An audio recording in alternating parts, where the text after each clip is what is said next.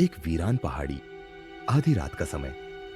घने जंगल के बीच से गुजरती सुनसान सड़क पर एक कार तेजी से दौड़ रही है। कार के अंदर रवि, जो एक खोजी पत्रकार है, किसी गहरी सोच में डूबा हुआ है। अचानक सड़क के किनारे एक छाया हिलती हुई दिखती है। जैसे ही रवि कार रोकता है, छाया अचानक गायब हो जाती है।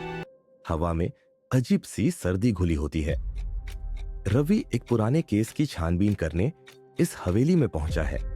जैसे ही वह अंदर घुसता है, उसे जमीन पर खून के धब्बे दिखते हैं।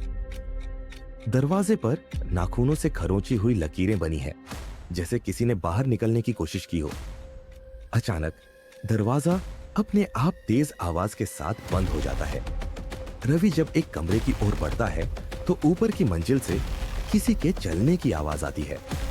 वह टॉर्च जलाकर ऊपर देखता है, तो उसे एक परछाई सीढ़ियों पर खड़ी दिखती है। जैसे ही वह नजदीक जाता है, परछाई अचानक हवा में विलीन हो जाती है। रवि धूल से भरी अलमारी से कुछ पुराने अखबार निकालता है। एक अखबार की हेडलाइन पढ़ते ही उसके रोंगटे खड़े हो जाते हैं।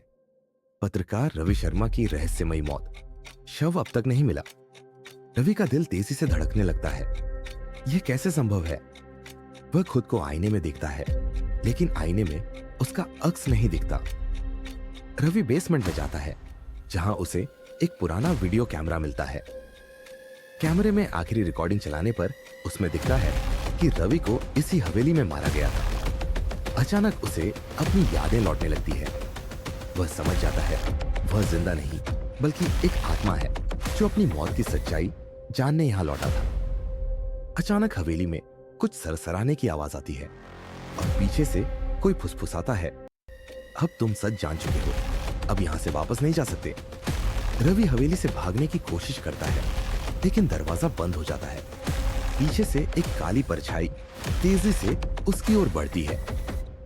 रवि चीखता है और अचानक सब कुछ अंधेरे में समा जाता है। Cut to black. स्क्रीन पर सिर्फ एक आखिरी वाक्य चमकता है,